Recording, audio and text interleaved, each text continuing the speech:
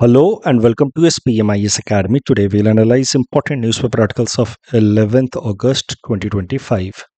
Please note you can download the PDF version of today's newspaper analysis by clicking the link given in the comment section.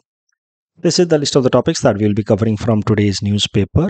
The first topic is about IMEC, India, Middle East, Europe Mega Economic Corridor, and how this IMEC project is going to be a very important connectivity project for India and why this project is getting delayed due to Gaza war. Everything that we'll be seeing with respect to this particular article.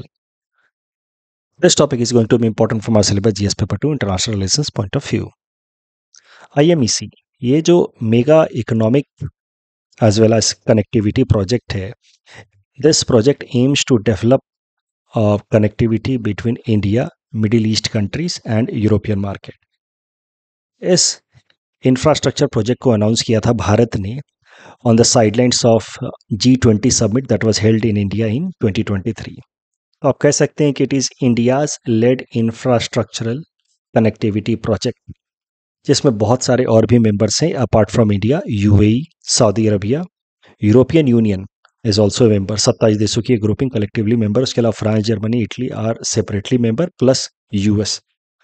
These are the countries that are participating in IMEC project. अगर Israel and Jordan जैसे देशों की बात की जाए तो though they are not officially या formally signatory of this IMEC infrastructural project, but they are indirectly participating. For example, Israel का जो हाइफा पोर्ट है which opens into Mediterranean sea, it will be used for facilitating the connectivity between these many countries. तो तमाम जो connectivity projects हैं उसमें एक जो इंफ्रास्ट्रक्चर है it moves through Haifa port of Israel also. So indirectly you can say कि Israel दो not formally part of IMEC is supporting in development of IMEC project. IMEC project की अगर बात की जाए तो it is not just connectivity, it is multi dimensional. For example, इसमें rail link भी है, इलेक्ट्रिसिटी केबल डेवलप किया जा रहा है, हाइड्रोजन पाइपलाइन बिछाए जा रहे हैं, हाई स्पीड डेटा केबल बिछाए जा रहे हैं in between these many countries. और उम्मीद है कि once this IMEC project gets completely developed, then the trade between India and Europe would get accelerated up to 40% या बाई 40% आप कह सकते हैं. IMEC प्रोजेक्ट के दो मुख्य कंपोनेंट हैं. पहला है eastern corridor between India and middle east countries और दूसरा है northern corridor between middle east countries and European market. IMEC project का अगर सिग्निफिकेंस देखा जाए भारत के लिए तो इसका स्ट्रैटेजिक सिग्निफिकेंस है first of all because it can be considered as India's reply to China's belt and road initiative. I just hope you are able to recall China's belt and road initiative, massive infrastructure project being developed by China in order to develop connectivity with European market. But there are so many components of this Belt and Road Initiative that have security and strategic concerns for India as well. For example, Belt and Road Initiative के अंतर्गत China is developing series of ports in the Indian Ocean along Indian coast. These series of ports in the Indian Ocean collectively are known as string of pearls. It's a notional theory, but collectively it is believed कि China is trying to encircle India with help of this series of ports or it is trying to create security threat for India. और उसी फिर series of ports को कहा जाता है string of pearls which is a kind of security threat for India. तो कहीं ना कहीं चाइना का जो पूरा का पूरा बेल्ट एंड रोड इनिशिएटिव है जिसका एक हिस्सा माना जाता है स्ट्रिंग ऑफ पर्ल्स, उन सब का कलेक्टिव रिस्पॉन्स भारत की तरफ से आप कह सकते हैं इज दिस IMEC. भारत और अमेरिका इसको लीड कर रहे हैं मेनली क्योंकि दोनों ही चाहते हैं कि चाइना को काउंटर किया जाए. अभी तक तो कम से कम यही है, बट बिल्कुल रिसेंट टाइम में तो यू नो कि the overall geopolitics is shifting. India, China and Russia are coming together. तो ये तो बिल्कुल करंट चीज़ें हैं, बट पिछले कई सालों से, एक डिकेड से तो कम से कम यही था कि India and US were aligning against China and that alignment became a stronger post 2020 Galwan Valley conflict. So coming back to this strategic significance, it can be considered as India's reply to China's Belt and Road Initiative. इसके economic benefit भी हैं, जैसा कि मैंने आपको कहा European market के साथ भारत की कनेक्टिविटी स्ट्रांग हो जाएगी. अगर ओवरऑल देखा जाए तो European Union is India's largest trading partner. अगर कंट्री वाइज बात की जाए तो US is the largest trading partner. But ये 27 देश जो यूरोपियन यूनियन वाले हैं, collectively they are India's largest trading partner. Non oil trade between India, UAE and Saudi Arabia is also rising. तो ऐसा नहीं कि ये देश जो है मिडिल ईस्ट कंट्री ये सिर्फ और सिर्फ ऑयल के लिए इंपॉर्टेंट है, बाकी सारे एरियाज में भी ट्रेड डाइवर्ज हो रहे हैं, तो उस कारण से भी ये इंपॉर्टेंट है for India. IMEC also helps और is aiming at digital connectivity, hydrogen export, जैसे कि मैंने आपको बताया इसमें high speed data cable, hydrogen pipeline ये सब बिछाए जा रहे हैं। That is why INEC is being known as green and digital bridge. So it is going to develop connectivity between these many countries in many manner, multi-dimensional manner. Regional stability के लिए भी important है, क्योंकि अगर इन देशों के अंदर economics prosperity आएगी और ये देश एक दूसरे के साथ ज़्यादा ट्रेड करेंगे, खासकर मिडिल ईस्ट कंट्रीज, तो ये एरिया जो ट्रेडिशनली टर्बुलेंट रहता है वहाँ पे थोड़ी सी पीस एंड स्टेबिलिटी आएगी। और एनर्जी सिक्योरिटी के लिए तो इम्पोर्टेंट है ही। भारत बहुत सारा आज भी crude oil and other energy resources import करता है मिडिल ईस्ट कंट्रीज से। और IMEC में जो एक कंपोनेंट है eastern component, it is aiming eight developing connectivity with the middle east countries. तो कहीं ना कहीं भारत के लिए अपने एनर्जी सिक्योरिटी को और स्ट्रेंथन करने में मदद मिलेगी, because India will be able to develop strengthen और develop stronger connectivity with Middle East countries, which are important source of crude oil supply for India. अब करंट डेवलपमेंट क्या है, ये पूरा आर्टिकल किसके अराउंड है? ये आर्टिकल कहता है कि IMEC could be A game changer for India. अगर ये डेवलप हो जाता है तो स्ट्रैटेजिकली भी, इकोनॉमिकली भी। But because of the Gaza war that started in 2023 अक्टूबर, जब पहले हमास ने अटैक किया इजराइल के ऊपर, उसके बाद से लगातार Israel is bombing Gaza region, that has created disruption in this area, which can be considered as nodal point for implementation of IMEC project. So this Gaza war is playing spoil sport. Matlab it is acting as a hindrance in implementation of IMEC project, which could be a game changer for India if it gets completed. So that has been, this idea has been presented in this article कि Gaza war से ये समस्या हो रही है। इस topic discussion के basis पे प्रीलिम्स प्रैक्टिस क्वेश्चन है। Please run this question and submit the answer in the comment section. आपसे मेन प्रश्न पूछा जा सकता है, ये तो मैंने एक पर्सपेक्टिव से बस बताया कि how Gaza war is creating problem for India, but आपको एक मैंने ब्रॉडर सवाल बना करके दिया है कि ये जो गाजा वॉर चल रहा है उसका भारत के economic, diaspora and strategic interest पे कैसे कैसे असर पड़ सकता है। तो यहाँ पे आप बता सकते हैं कि how in IMEC project is getting delayed because of Gaza war. उसके अलावा और भी कई सारे पॉइंट्स यहाँ पे लिखे जा सकते हैं। तो गाजा आपसे सीधा सीधा ये तो प्रश्न नहीं पूछेगा मेंस में कि गाजा वॉर का क्या इम्पैक्ट पड़ रहा है IMEC पे। सवाल कुछ ब्रॉडर आते हैं मेंस में कि गाजा वॉर का क्या इम्पैक्ट है ओवरऑल इंडिया के इंटरेस्ट के ऊपर, अलग अलग डायमेंशन में अगर इंटरेस्ट की बात की जाए तो वहाँ पे आप एक लाइन, एक पॉइंट ऐड कर सकते हैं कि गाजा वॉर के कारण ये जो इंफ्रास्ट्रक्चर प्रोजेक्ट है ये डिले हो रहा है, which could be a game changer for India if it gets completed. बाकी और भी पॉइंट्स आपको बना करके लिखने होंगे। Next topic is about India and Oman likely to finalize free trade agreement. Important from our syllabus GS paper 3 Indian economy point of view, GS paper 2 international relation से भी इसको जोड़ करके देखा जा सकता है। तो न्यूज ये है कि Bharat and Oman, Oman again एक वेस्ट एशियन कंट्री है, इसका जो ईस्टर्न कोस्ट है इट ओपन्स इनटू अरेबियन सी, ये है ओमान। तो भारत और ओमान एक फ्री ट्रेड एग्रीमेंट साइन करने जा रहे हैं। लगभग डील फाइनलाइज हो चुकी है, सारे नेगोशिएशंस हो चुके हैं। This free trade agreement between India and Oman will be of more dynamic type. इसको कहा जाएगा CEPA, comprehensive economic partnership agreement. तो comprehensive economic partnership agreement is a enhanced version of free trade agreement. Free trade agreement में basically liberalise तरीके से trade को promote करने की कोशिश की जाती है इन गुड्स एंड सर्विसेज, जिसमें गुड्स के एंड सर्विसेज के लिए ट्रेड रिलेटेड जो टैरिफ रेट्स हैं उसको रिड्यूस करने की कोशिश की जाती है।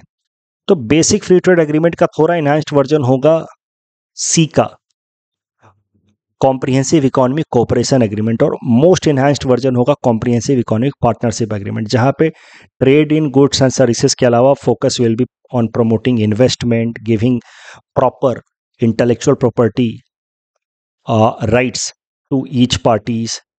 तो एक हुआ बेसिक फ्री ट्रेड एग्रीमेंट जहाँ पे सिर्फ और सिर्फ ट्रेड को प्रमोट करने पे कोशिश की जाती है, वहाँ पे टैरिफ रेट्स को घटाया जाता है। उससे थोड़ा हाइयर वर्जन हुआ सीका, जहाँ पे trade in goods and services के अलावा इन्वेस्टमेंट को भी प्रमोट करने की कोशिश की जाती है। उससे भी हाइयर वर्जन हुआ सीपा, यहाँ पे इन्वेस्टमेंट के अलावा IPR rights, e commerce platform को स्ट्रेंथन करने, इन सब पे फोकस किया जाता है। तो न्यूज़ ये है कि भारत और Oman are negotiating a free trade agreement, a higher version of free trade agreement, which is basically CEPA, Comprehensive Economic Partnership Agreement. Oman की अगर बात की जाए तो it is India's third largest export destination amongst the GCC countries. ये हैं 6 GCC countries, gulf cooperation council countries. उनमें से सबसे महत्वपूर्ण देश है वैसे सऊदी अरबिया, उसके अलावा Kuwait, Bahrain, Qatar, UAE and Oman are the important GCC countries. Oman को जो एक्सपोर्ट किया जाता है, ओमान को जो हम एक्सपोर्ट करते हैं वो हैं industrial items, mechanical equipments, electrical items, लेकिन ओमान से जो भारत इंपोर्ट करता है वो है पेट्रोलियम प्रोडक्ट्स एंड यूरिया। अब ये न्यूज़ अपने आप में बहुत इंपॉर्टेंट नहीं है कि भारत ओमान के साथ फ्री ट्रेड एग्रीमेंट नेगोशिएट कर चुका है, that too of higher version type. But इस आर्टिकल की मदद से now let us dive into detail कि किस किस तरीके के इकोनॉमिक एग्रीमेंट्स होते हैं दो या दो से ज़्यादा देशों के बीच में, और उन इकोनॉमिक एग्रीमेंट्स में क्या क्या प्रोविजंस होते हैं। तो there are different levels of economic integration between countries. आपस में जब दो या दो से ज़्यादा देश इकोनॉमिक इंटीग्रेशन को प्रमोट करने के लिए, यानी कि ट्रेड एंड इन्वेस्टमेंट को प्रमोट करने के लिए जब एग्रीमेंट साइन करते हैं तो अलग अलग तरीके के एग्रीमेंट होते हैं। Let us see different types of agreements and we will see in increasing order of engagement. तो सबसे लीस्ट लेवल ऑफ इंगेजमेंट होता है जिस तरीके के एग्रीमेंट में, उसको कहा जाता है प्रेफरेंशियल ट्रेड एग्रीमेंट। इसमें दो देश जब आपस में, दो या दो से ज़्यादा देश आपस में पीटीए एग्रीमेंट साइन करते हैं तो दे अग्री कि for limited number of items, for 5 और 10 items, they will have liberalised trade. मतलब इन आइटम्स के लिए जब वो ट्रेड करेंगे तो इंपोर्ट एक्सपोर्ट ड्यूटी को काफ़ी कम कर देंगे, टैरिफ रेट्स को काफ़ी कम कर देंगे।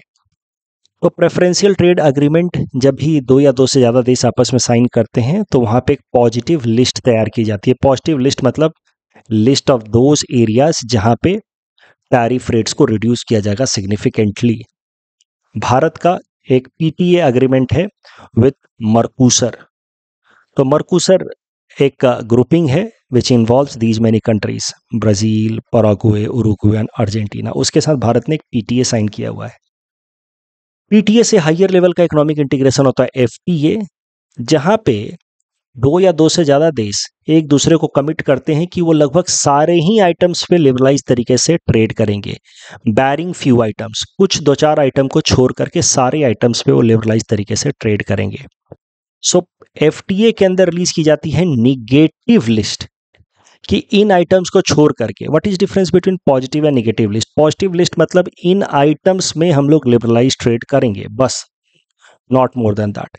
नेगेटिव लिस्ट मतलब इन आइटम्स को छोड़ करके जो भी हो सकता है, बाय डिफॉल्ट सारी चीजों पे हम लोग लिबरलाइज तरीके से ट्रेड करेंगे। So that is why FTA is broader as far as economic integration is concern with respect to PTA.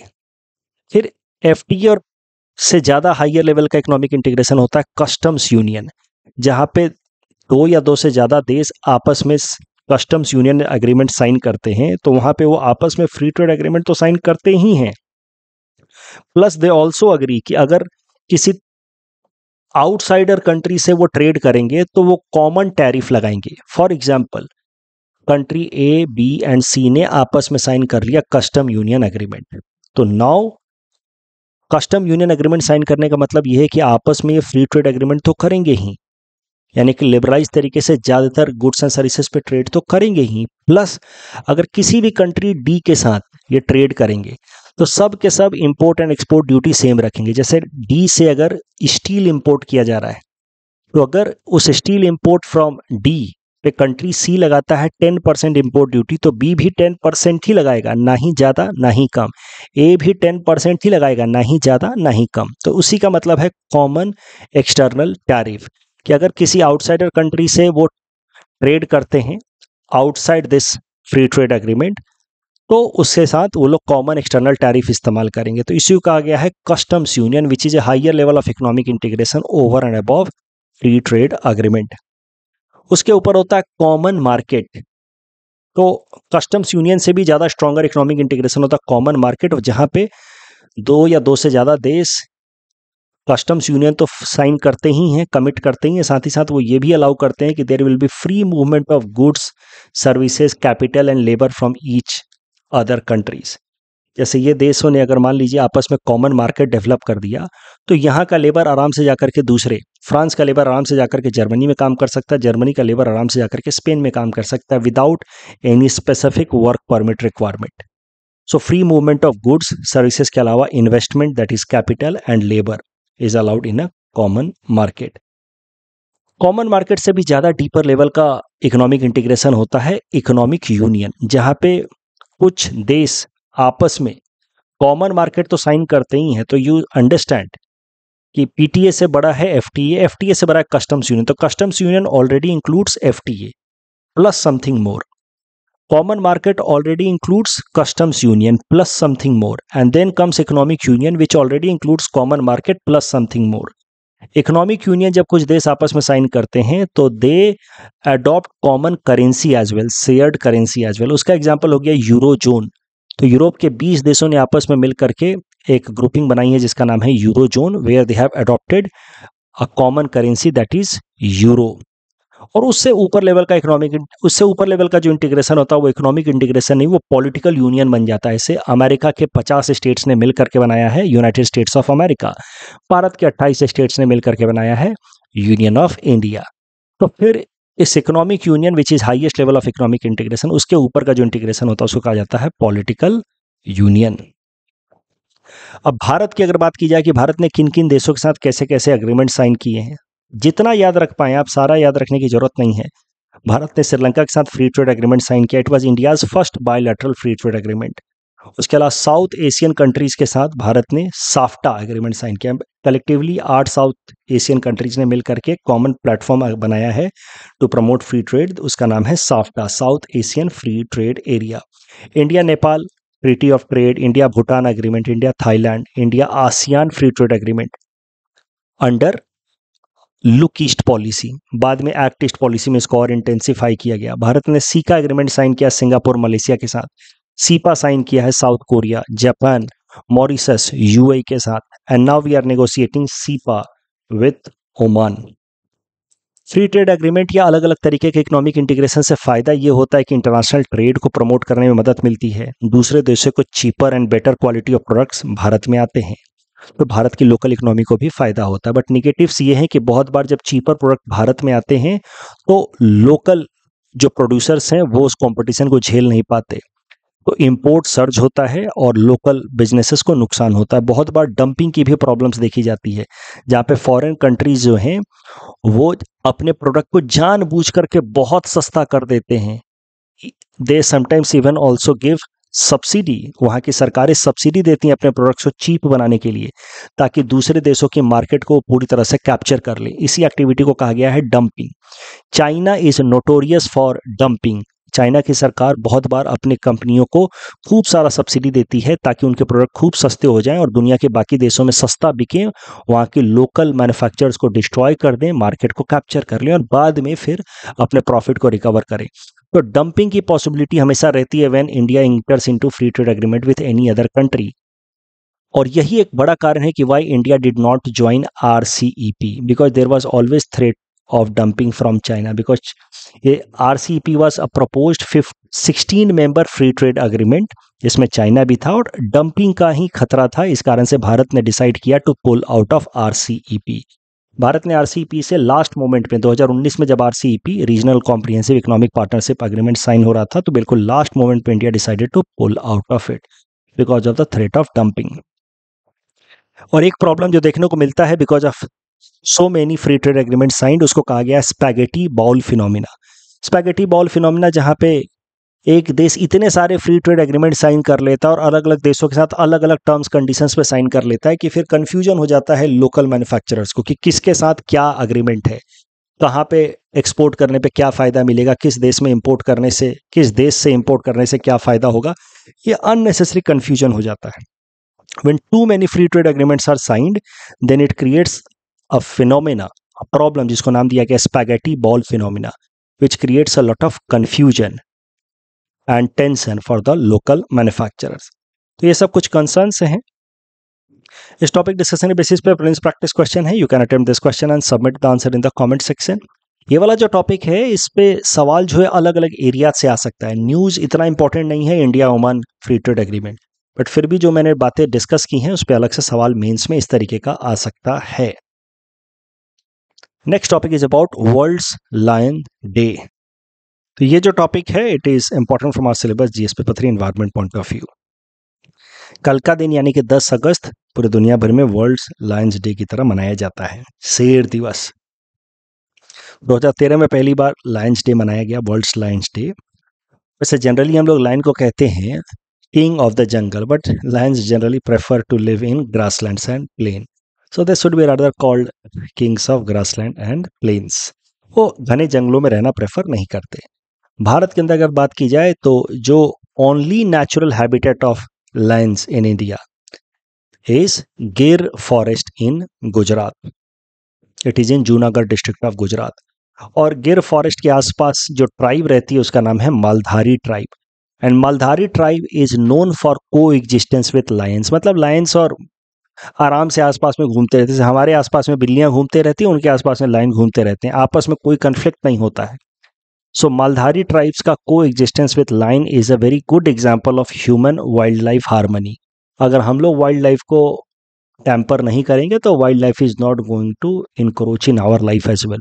बिल्कुल आसपास में रहेंगे, coexistence is possible. This has been demonstrated by Maldhari tribes because they live very peacefully around the lions, and lions जो है उनको कुछ भी harass नहीं करते। जो अपने जंगल में जिस जानवर को मारना है वो मारेंगे, बट इंसानों को नहीं मारते। सो मालधारीज का को existence with line is a very good example of human wild life harmony. अब भारत के अंदर जो लाइन्स पाए जाते हैं गिर फॉरेस्ट में वो हैं basically Asiatic Lions. Asiatic Lions को इंडियन लायन या फिर पर्सियन लायन भी कहा जाता है, और वो जो हैं वो थोड़े से अलग होते हैं as compare to African lions. तो दो ही जगह पे लायंस हैं, दो ही तरह के लायंस हैं, Asiatic and African lions. African lions are bigger in shape, slightly darker, जबकि एशियाटिक लायंस थोड़े से पेल होते हैं, थोड़े स्मॉलर साइज के होते हैं। एशियाटिक लायंस आज के टाइम में सिर्फ भारत में बचे हैं। पहले सऊदी अरबिया, ईरान, टर्की जैसे देशों में हुआ करते थे, लेकिन वहाँ पे ये पूरी तरह से एक्सटिंक्ट हो गए। Now Asiatic lions are restricted only to India and that to Gir forest of Gujarat. Asiatic lions IUCN द्वारा कैटेगराइज किए गए हैं एज इंडेंजर्ड, और वाइल्ड लाइफ प्रोटेक्शन एक्ट में ऑफकोर्स उनको हाईएस्ट प्रोटेक्शन मिला हुआ है, दैट इज ऑफ शेड्यूल 1 का। एशियाटिक लायंस और अफ्रीकन लायंस में तो मैंने आपको बताया अंतर एक साइज का होता है। African lions are bigger, bulkier, darker as compare to Asiatic lions. एक और अंतर होता है, African lions prefer living with female lions as well as cub, but जो एशियाटिक मेल लायंस होते हैं they often live in a smaller group, या they tend to live alone, अकेले रहना चाहेगा वो, ऐसे फीमेल लायंस के साथ या कब्स के साथ रहना नहीं चाहता है। Asiatic lions join female group only during mating या when they have to share prey. जब कोई शिकार किया है तो वो शेयर करने के लिए फिर वो फीमेल ग्रुप्स को अलाउ करता है, अदरवाइज वो जनरली फीमेल ग्रुप्स के साथ नहीं घूमता, अकेले घूमता है या एक दो दूसरे मेल एशियाटिक लायंस के साथ रहता है। बट अफ्रीकन लायन जो है फीमेल लायंस के साथ और कब्स के साथ रहता है। African lion is vulnerable in IUCN red data list while Asiatic lion is endangered. अब एशियाटिक लायन जैसा कि मैंने आपको बताया भारत में मिलते हैं, और वो भी गिर फॉरेस्ट में। तो एशियाटिक लायंस की हर 5 साल पे कराई जाती है census. It is conducted by forest department of Gujarat, लेकिन उसमें wild life institute of India भी पार्टिसिपेट करता है। तो आप कह सकते हैं कि lion census, Asiatic lion census जो भारत में कराई जाती है वो गुजरात का forest department and wild life institute of India मिल करके करता है। हर 5 साल पे सेंसस होता है और भारत में एशियाटिक लायंस की संख्या जो है वो अब बढ़ करके 891 हो गई है, which is a great achievement. हर 5 साल में हमारे यहाँ पे लायंस की संख्या लगातार बढ़ रही है। It used to be only 304 in 1995 and by 2025 it has increased to 891. इस टॉपिक डिस्कशन के बेसिस पे प्रीलिम्स प्रैक्टिस क्वेश्चन है। Please attempt this question and submit the answer in the comment section. Next topic is about e mobility performance of Assam, important from our syllabus जिस पर 5 Assam issues point of view. तो देखिए, electric vehicles को लेकर के उनको promote करने के लिए असम सरकार या भारत सरकार क्या क्या इनिशिएटिव्स ले रही है वो तो मैं ऑलरेडी आपको बता चुका हूँ, अभी लगभग 10 दिन पहले बताया। तो मेंस के स्टूडेंट्स को तो वो नोट्स में लिखा करके आराम से दे दिया in the content enrichment. But थोड़ा सा इलेक्ट्रिक मोबिलिटी के परफॉर्मेंस को लेकर के आसाम में क्या प्रॉब्लम्स देखी जा रही हैं वो भी देखते हैं, उससे रिलेटेड कुछ इंपॉर्टेंट डाटा भी देखते हैं। तो नीति आयोग ने हाल फिलहाल में एक रिपोर्ट पब्लिश की है on E mobility ecosystem in India. NITI Aayog के इस रिपोर्ट की इंपॉर्टेंट फाइंडिंग्स देखते हैं। First of all, Assam has been ranked 27th out of 36 states and union territories in e mobility performance. यहाँ पे मेनली इलेक्ट्रिक व्हीकल के adoption, charging infrastructure and EV technology के को प्रमोट करने के बेसिस पे असम को रैंक दिया गया है। कॉमर्शियल इलेक्ट्रिक व्हीकल की बात की जाए तो वहाँ असम अच्छा परफॉर्म कर रहा है। Assam has highest share of commercial electric vehicles in total commercial vehicle sales. But problem आ रही है प्राइवेट इलेक्ट्रिक व्हीकल्स एडॉप्शन में। Private electric vehicle adoption Assam में बहुत कम हो रहा है। असम से score was only 11 out of 100 in this NITI Aayog से रिपोर्ट। और प्राइवेट इलेक्ट्रिक व्हीकल एडॉप्शन इसलिए नहीं हो रहा है क्योंकि चार्जिंग इंफ्रास्ट्रक्चर हमारे यहाँ पे है नहीं। इसी कारण से कंज्यूमर का कॉन्फिडेंस इन इलेक्ट्रिक व्हीकल नहीं आ पा रहा है। Assam scored only 5 out of 100 in charging infrastructure for electric vehicle and that puts Assam at the bottom in the country as far as charging infrastructure is concerned. ये सब data अगर आप लिख पाओ, सोचो, मैं ईवी रिलेटेड सारी इनिशिएटिव्स असम सरकार के करा चुका हूं, बट ये डाटा अभी आया है नीति आयोग की तरफ से। तो डाटा अगर आप लिख पाओ तो आपका आंसर और अच्छा हो जाएगा, इसलिए मैं इसको अलग से कवर कर रहा हूं। नीति आयोग ने रिकमेंड किया है कि असम सरकार को एक अलग से वेबसाइट बनाना चाहिए for generating electric vehicle awareness. There should be promotion of electric vehicle adoption via vehicle scrapping incentive। जो डीजल या पेट्रोल वाली व्हीकल है उसको अगर हम स्क्रैप करवाते हैं तो उसके बदले में हमें कुछ मॉनेटरी इंसेंटिव दिया जाना चाहिए, टैक्स बेनिफिट होना चाहिए इलेक्ट्रिक व्हीकल खरीदने पे। There should be a nodal agency for developing charging infrastructure in Assam. EV को प्रमोट करने के लिए there should be concessional land rates for EV related infrastructure, जैसे बैटरी बनाने वाली कंपनियों को कंसेशनल रेट पे लैंड दिया जाए, चार्जिंग स्टेशंस बनाए जाए। तो ये सब चीज़ें की जा सकती हैं as per recommendations of NITI Aayog in order to promote e mobility in Assam. साथ ही साथ एक डेटा आप कहीं, एक फैक्ट आप कहीं लिख सकते हैं कि वैसे तो ई मोबिलिटी में असम का परफॉर्मेंस बहुत अच्छा है नहीं, येट कुछ इनोवेटिव डेवलपमेंट्स भी हुए हैं, जैसे launch of Bayu which is India's first app based e bike taxi service. इसका नाम क्या है? Bayu. It started in Assam. Next topic is about Bagrumbu dance. Bagrumbu dance, Bagurumbu dance, I am so sorry, Bagurumba dance, Bagrumba dance. I am sorry for my mispronunciation. Bagrumba dance prelims perspective से important है। PT perspective से आपको ये याद रखना है कि Bagrumba dance belongs to Bodo community in Assam. इसको बटरफ्लाई डांस भी कहा जाता है बिकॉज डांस के दौरान जो डांसर्स हैं अपने आप को इस तरीके से प्रेजेंट करते हैं that they are personifying butterflies या बर्ड्स, इसीलिए इसको बटरफ्लाई डांस भी कहते हैं। न्यूज़ ये है कि एक मेगा परफॉर्मेंस होने वाला है बगरुम्बा डांस का at Sarusajai stadium in Guwahati in the month of November, जहाँ पे 11,000 आर्टिस्ट, जिसमें 10,000 वीमेन डांसर होंगे, 1,000 मेल म्यूजिशियन होंगे, वो पार्टिसिपेट करेंगे। The event will be known as Bagurumba Dwhou. और आपको याद होगा कि इसी तरीके का performance Jhumur and Bihu dance के लिए भी हो चुका है। तो झूमूर और बिहू जो असमीज फोक डांस है, उसी के लाइन पे अब बगरुम्बा बोडो कम्युनिटी के डांस को प्रमोट किया जाएगा with help of this mega performance.